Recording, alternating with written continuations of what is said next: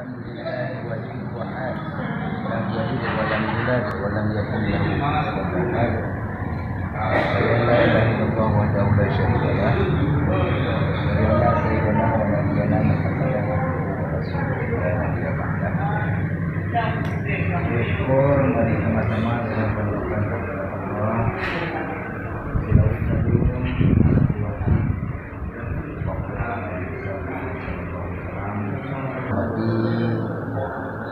Bandung saya yang berlangsung malam ini.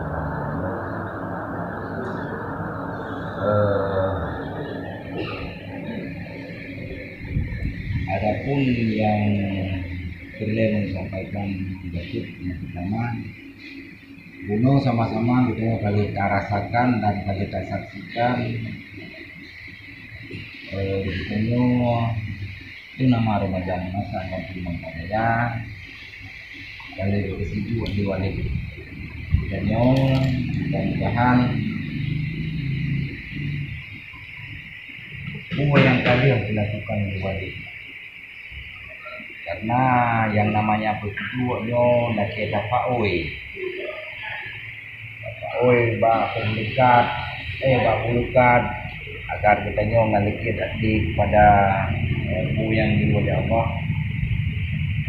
Dengan dia boleh dia tanya sabi-sabi naga pun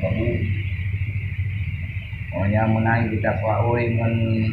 pun kaya kagu ikat artinya tanya magi sapat JB menanti kita paoi bertanya dulu padi agar bertanya sabi-sabi yang dimidah yang mungkin hikmah daripada itu yang kedua karena dari Rasulullah jadi hanya mutafaoi berkat pun kaya daripada hanya maksud dan tujuannya itu sampai Allah Subhanahu wa taala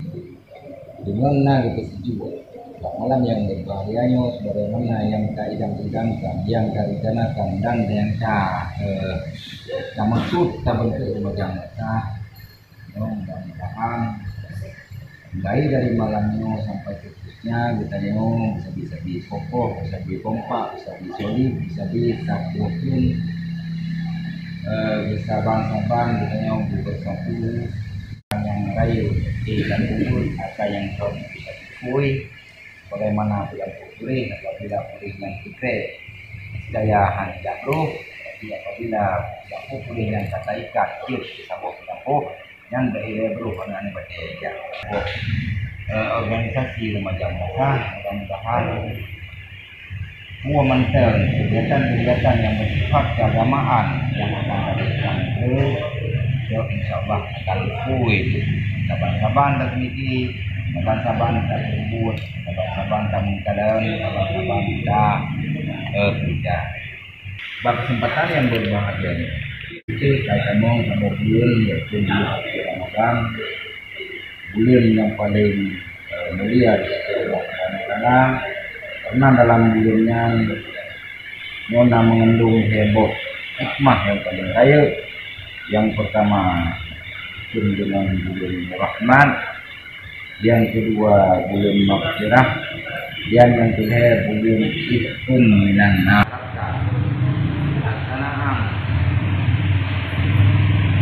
Ibadah dalam bulan suci Ramadan yang baik dari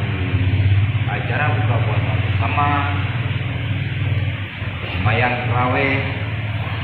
dan sesuai dalam mencerna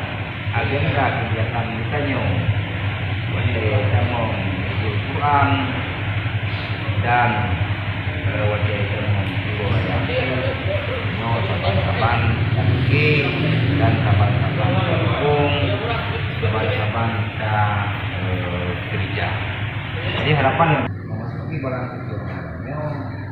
lebih dekat dengan pertama sekali